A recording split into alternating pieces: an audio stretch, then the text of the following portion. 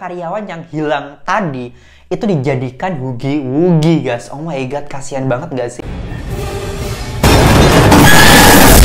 Kita akan menjelajahi kejadian di Playtime Company dan aku akan mengungkap kebenaran di balik kisahnya Poppy Playtime. Dan dalam video ini juga aku akan menjawab beberapa pertanyaan yang masih sering banget ditanyain. Nah, yang pertama, apa itu Playtime Company? Dan yang kedua, kemana hilangnya karyawan-karyawan yang berada di pabrik itu? Dan ada apa dengan mereka? Lalu yang ketiga, apa yang terjadi dengan Poppy Playtime dan itu tuh siapa gitu. Dan sebelum kita ke pembahasannya, jangan lupa klik like, komen, yang pasti di subscribe dan nyalain lonceng notifikasinya agar kalian gak ketinggalan setiap kali aku upload video baru. Dan tanpa lama-lama langsung aja kita ke pembahasannya. Ini yang pertama yang akan kita bahas, apa itu Playtime Company atau perusahaan mainan gitulah. Nah, perusahaan Playtime Company ini udah berdiri sejak bertahun-tahun lamanya. Dan kita tidak hanya mengetahui dari gambaran pabriknya atau tanggal-tanggal atau kaset VHS, tetapi di situ kita juga menemukan beberapa informasi saat menjelajahi ke dalam pabrik itu. Nah, misalnya mesin pembuat boneka ini yang dirancang pada tahun 1960 oleh Elliot Ludwig. Lalu Playtime Company ini menempatkan Poppy Playtime sebagai ikonnya, sebagai pusatnya gitulah intinya. Poppy Playtime adalah boneka dengan rambut yang berbau seperti bunga poppy, dan aku baru tahu kalau ada bunga yang namanya bunga poppy. Nanti aku kasih gambarnya di sini. Dan Poppy ini memiliki kemampuan untuk berkomunikasi dengan seseorang ketika dia dipanggil. Her name is Poppy, and she is the first truly intelligent doll in the world. A little girl can talk to her. Poppy gives her answers. Nah, karena teknologinya yang super inovatif dan canggih banget, makanya pabrik itu sangat terkenal banget. Bahkan mereka ini sempat membuka untuk kayak tour gitu loh. Selama bertahun-tahun banyak banget karakter-karakter yang diciptakan. Misalnya adalah Boogie Beat, Candy Cat, dan yang paling terkenal adalah Hugi-Wugi yang dirancang pada tahun 1984. Nah, Hugi-Wugi sendiri ini adalah maskot berwarna biru dengan tubuh yang sangat panjang, lengan yang sangat panjang, dan gigi yang sangat runcing dan menyeramkan banget deh guys. Pokoknya kalau kita ngeliat dia tuh auto kayak merinding atau bahkan bisa mimpi buruk katanya. Dan Hugi-Wugi ini adalah mainan yang paling populer yang pernah dikeluarkan oleh perusahaan Playtime ini. Ya, di luar menciptakan teknologi yang super mutakhir, yang super canggih ini, sepertinya Elliot Ludwig ini ingin membangun atau membuat citra perusahaannya ini menjadi perusahaan yang kuat dan tak terkalahkan gitulah. Nah, Playtime Company ini juga memiliki program untuk membantu anak yatim dengan memberikan mainan-mainan dan membantu mereka menemukan rumah baru dengan kandidat yang cocok. Rumah baru, mungkin orang tua baru, tapi kan anak yatim, dia masih punya ibu ya? Ya, pokoknya begitulah intinya. Tapi guys, meskipun di luar perusahaan ini tuh nampak dermawan, suka menolong anak-anak dan lain sebagainya, tetapi di dalamnya sendiri, staf dan karyawannya itu diperlakukan tidak adil atau tidak mendapatkan perhatian yang sama gitu. Motivasi karyawannya rendah, terus karyawannya tuh selalu mengeluh kalau tempatnya sempit, dan minimnya dukungan dari atasan gitu. Jadi kayak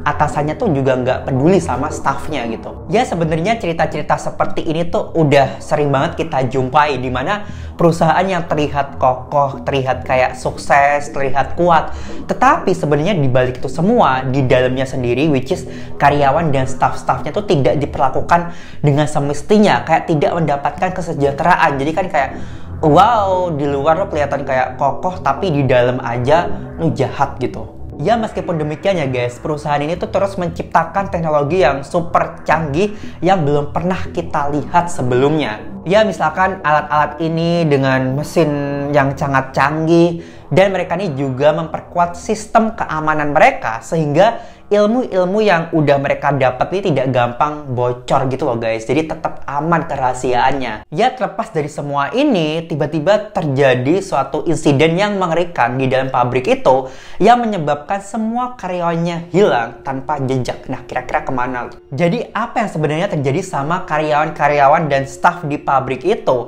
Nah, berdasarkan catatan yang kita lihat, itu mengatakan kalau karyawannya tuh kayak masih ada di dalam situ, tapi mana nggak ada batang hidungnya gitu. Lalu di sini kita tuh juga dituntun untuk menemukan sebuah bunga, dan itu menuntun kita kepada tempatnya si Poppy Playtime ini. Sebelum mencapai tujuan ke bunga itu, kita tuh sempat diperlihatkan kalau di sekitar lokasi itu atau di lorong-lorong itu terdapat cipratan darah di dinding atau di lantai. Dan itu menunjukkan atau jangan-jangan karyawannya itu sudah meninggal di tempat itu. Tapi kemana tubuh mereka kok tidak ditemukan di tempat kejadian? Nah guys, seperti biasa pasti ada teori lah kalau tentang hal-hal horor seperti ini. Nah yang pertama, jeritan yang kita dengar di background video itu merupakan jeritan karyawan yang dikurung. Dan karyawan itu tuh kayak dipaksa untuk menjadi kelinci percobaan eksperimen mereka gitu. Final log in relation experiment 1006. Dan eksperimen itu adalah eksperimen 1066. Dan kita sebenarnya bisa langsung mengidentifikasi apa itu eksperimen 1066. Dan tidak lain tidak bukan, itu adalah Huggy Wuggy. Karena muncul kok si Huggy Wuggy itu ada tulisan eksperimen 1066. Playtime Company telah terlibat dalam eksperimen yang gelap, menciptakan makhluk yang berbahaya dengan kecerdasan yang sangat tinggi. Dan si Huggy Wuggy ini adalah makhluk yang berbahaya. Kenapa? Karena ketika dia diem, dia ini menjadi makhluk yang imut, menggemaskan, lucu gitu loh, bisa berkamuflase. Tapi ketika dia kayak marah, dia langsung berubah menjadi monster yang siap mengejar kamu sampai dapat gitu. Dan Huggy Wuggy ini bukan mainan guys, ini bukan mesin, melainkan memang makhluk. Soalnya pas Huggy Wuggy itu jatuh, dia tuh mengeluarkan darah. Berarti kan ini memang makhluk guys. Jadi dari sini kita dapat menyimpulkan bahwa karyawan yang hilang tadi itu dijadikan Huggy Wuggy guys. Oh my god, kasihan banget gak sih? Kalau teori itu benar dan semua pekerja yang di dalam pabrik itu diubah menjadi maskot yaitu Huggy Wuggy, tetapi kenapa Huggy Wuggy ini menjadi makhluk yang sangat mengerikan dan kayak mengejar siapapun yang berada di pabrik itu? Nah, ada beberapa kemungkinan nih. Yang pertama, balas dendam. Nah, karena kesel lah itu karyawan yang manusia diubah menjadi makhluk yang mengerikan. Makanya dia ini ingin balas dendam atau mungkin merasa kayak disesatkan nih sama orang-orang atau ilmuwan yang telah mengubah mereka menjadi seperti itu. Makanya dia ini melakukan balas dendam kepada siapapun, marah gitu. Atau yang kedua adalah kontrol. Huggy Wuggy ataupun makhluk lainnya tidak bertindak sendirian, melainkan dikendalikan oleh entitas lain.